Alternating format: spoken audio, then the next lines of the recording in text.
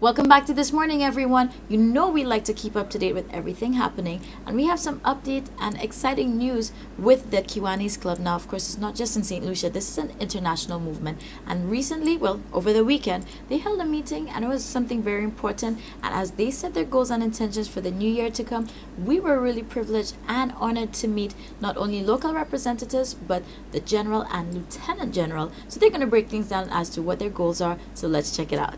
Peter Alexander, past Lieutenant Governor and Distinguished President, Kiwanis Club of Castries. We are here, our club, that's a Castries Club, is hosting the first Divisional Council meeting of Division 27 of the Eastern Canada and Caribbean District of Kiwanis International.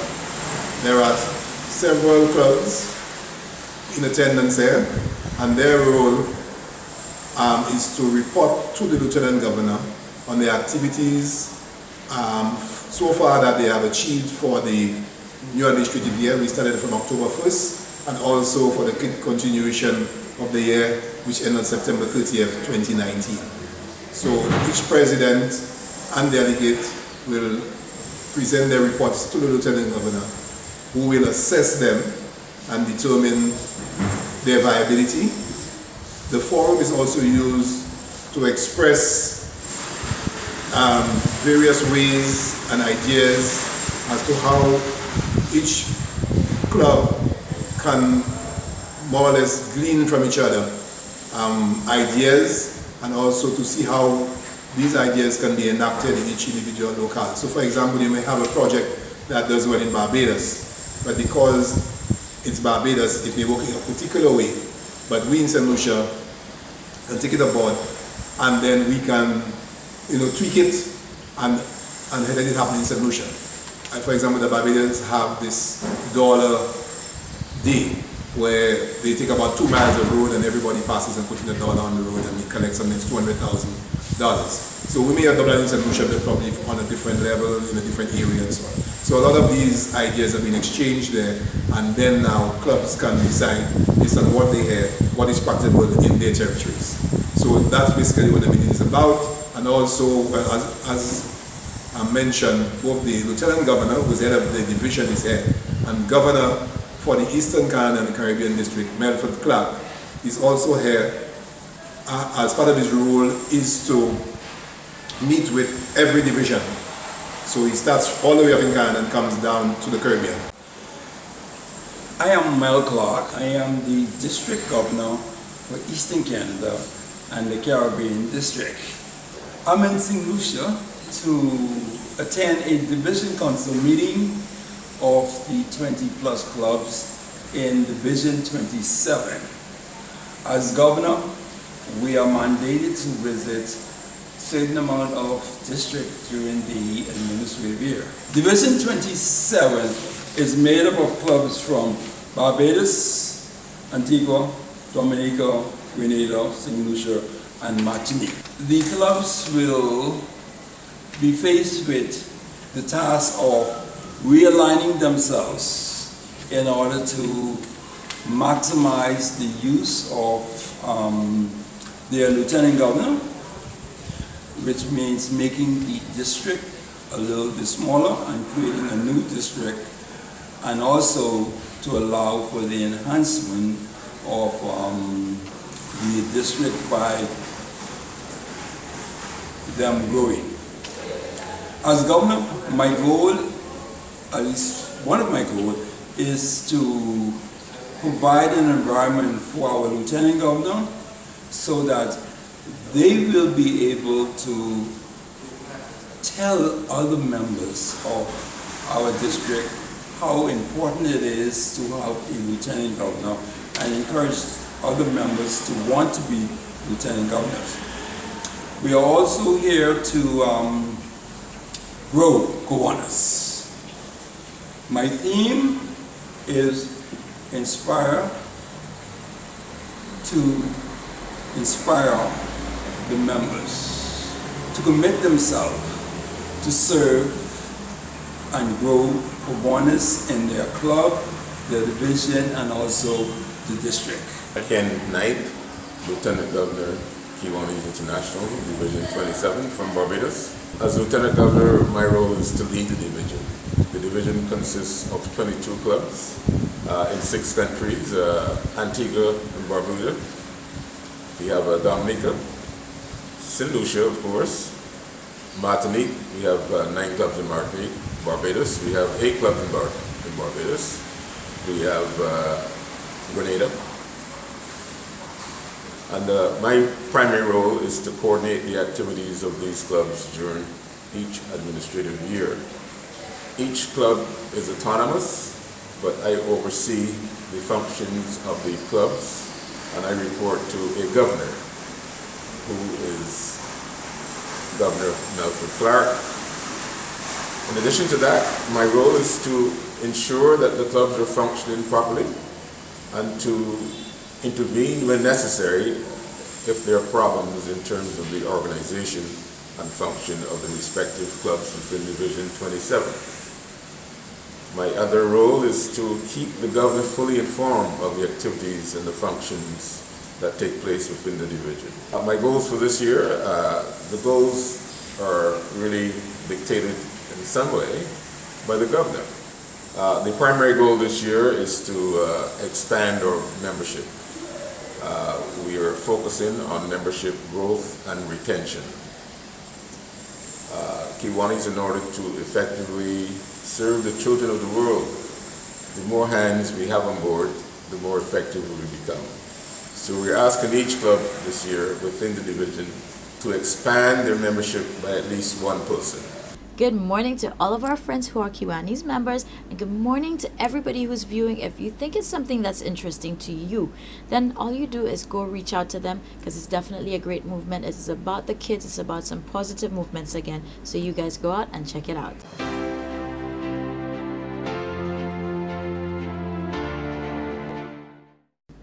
Hey everybody, welcome back to This Morning. I'm Chayla and I'm up, I'm perky, and I know it's an early start for your morning, so let's keep things moving. Now, the Alliance Française had a great celebration. It's another tradition from France, and it's celebrating the Beaujolais Nouveau. So I'm not going to say anymore. We're going to learn and discover and experience with me. Here we go.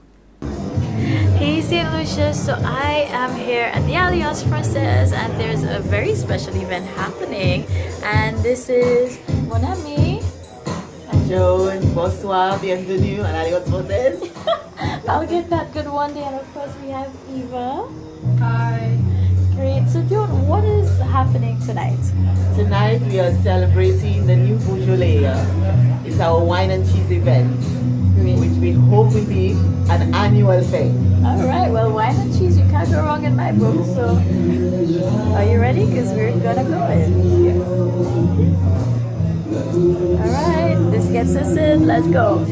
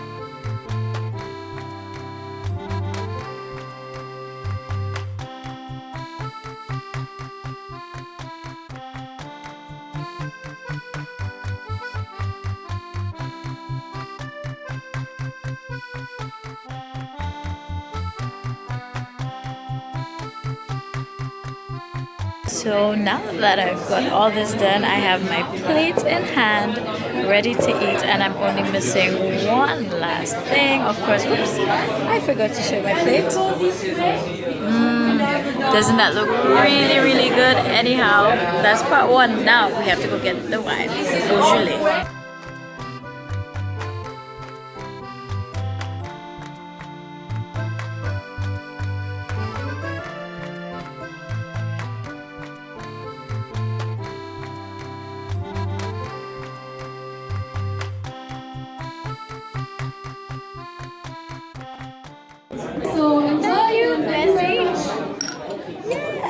What is cheese and French bread without having, oh, I'm getting video call, without having wine.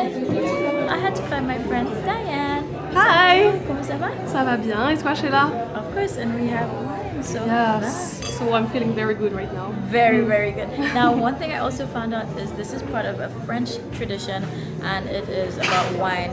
Beaujolais Nouveau. Beaujolais Nouveau, exactly. The name of the wine comes from a region in France that is called Beaujolais, and they have a very special wine yard.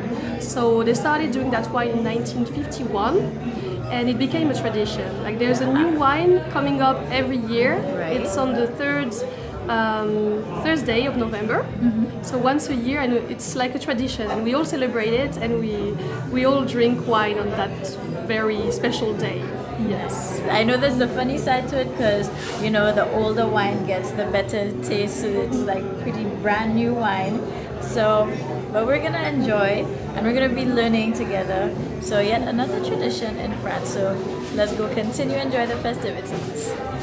Thank you. Cheers. Santé. Ah, something. Santé. Still learning. So now that I'm learning, as I'm here for the festivities, we know it's about celebrating the Beaujolais Nouveau. But we have CPJ in the building, and if you know, they're gonna sell you some good wines. They have such quality available and variety. So we have our main guy here, a wine connoisseur. So let me introduce Hisley. How are you? Hi, nice to meet you. I'm good. Welcome. So tell us about your involvement. Of course, we know wine and French culture go hand in hand, and this is why CPJ had to be here today. Wine and cheese go hand in hand. And we at CPJ do a array of French wines. We do wines from Beaujolais, which we're celebrating here today, which is the Beaujolais Nouveau, which is a celebration of the winter. It's a young wine that is celebrated with the beginning of the winter, which is the third Thursday of every November. November, right. So, but apart from the Beaujolais, we do wines from Bordeaux, we do wines from Burgundy, we do wines from Champagne, we do wines from the Loire Valley, and you name it, north, west, south, east of France. Great. So if somebody from St. Lucia wants to sort of for a night or weekend, whenever, celebrate some French culture, what wine would you recommend from CPJ that they should come out and try?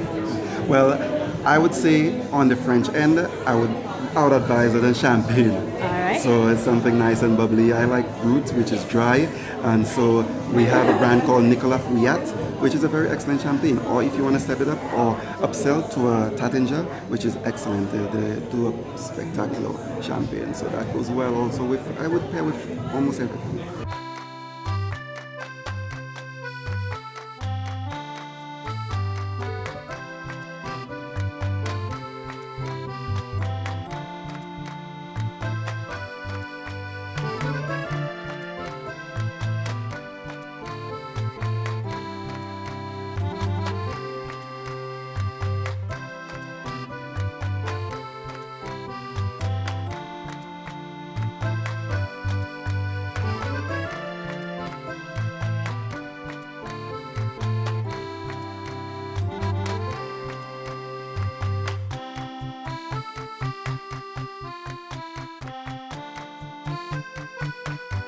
This was definitely a lovely experience, and what can I say? I just love the French culture. I love learning about it, and it's always great to learn new things, so that's something to pique your interest. If you have any other questions, of course, you can always check our friends out at the Alliance Française. Now, please don't go anywhere because we're going to be right back.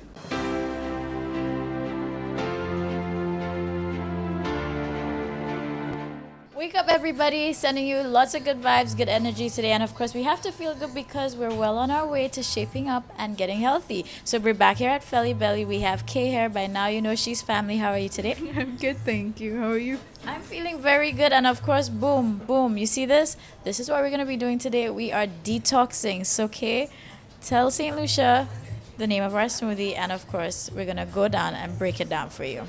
Okay, so the name of the smoothie is the Detox Smoothie. It contains flax seeds, coconut water, pineapple, cucumber, kale, all the greens, but most importantly, it has flax seeds. So just a little bit on the benefits. Flax seeds are high in omega-3 fatty acids. It helps with digestion. It's good source of fiber, and also really good for lowering cholesterol. So kale is a really good source of iron, really good source of vitamin K. It's also really good for bone health, I believe. Yes, you were reading my mind because I was about to say to me, I could recall reading about bones and teeth. Yeah, yeah. And also coconut water. It's really good for hydrating yourself. A really tasty way to hydrate yourself, because in your weight loss, if you're into weight loss or you're trying to lose weight, it's really important to keep yourself hydrated. But the detox smoothie, basically, that's it. You keep yourself hydrated and you'll be good. Now, one thing about it too, I know we have pineapple in there, and that's gonna help add to the sweet. Because I know when I thought of green smoothies, not until I tried doing stuff at home, I had no clue what I was getting into, and then I realized if seasoning were to be made into a juice, that's what it would be. And I had the shock of my life. But you know, I'm highlighting this just to show that there are variations and ways that you can make it a little bit more palatable, I should say. We also do add bananas, which gives it a really nice natural sweetness. But also sometimes the bananas aren't ripe enough, so we also give the option of having dates added to it, which is a natural sweetener. It is also a really good source of fiber. It helps with many other health issues, and it's also really good for like healthy pregnancies. Now, with that too, of course, detoxing, I think we all know the benefits of detoxing and cleansing. And I think a lot of people are now slowly getting into the raw food movement. So if you can just tell us, you know, how this can help complement as well if you're looking to do more raw foods in your diet. Well, basically it will help to complement raw foods in your diet, because obviously the greens aren't cooked. They're all in the raw, so you're getting all the nutrients that you would basically benefit from better than when you're cooking it. The kale, really good as well, raw and cooked, but better raw. I believe we put spinach in it as well. So basically, you can also mix your greens in that too. So we do have kale in here, as Kay mentioned, but of course, you know, Chinese cabbage. So the point of this too is, again, so that you can learn, you can, you know, realize it's easy to make healthy stuff. And again, of course, sometimes we just don't have the time in our life to do it. So we know that is here at Philly. So you can come down and try it out for yourself, and, you know, leave the hard work to them, and you can just come and just have it ready to go. So I think with that said, it's about time we get into how we actually go about making our detox smoothie. The first step is to add your coconut water. The second step is adding 1 banana. The third step is to add a measurement of fresh dates. The fourth step is to add 1 scoop of flax. The fifth step is to add fresh kale. And of course, let's not forget the pineapple. The last step is to add your cucumbers. And now you add a reasonable amount of ice. And we blend.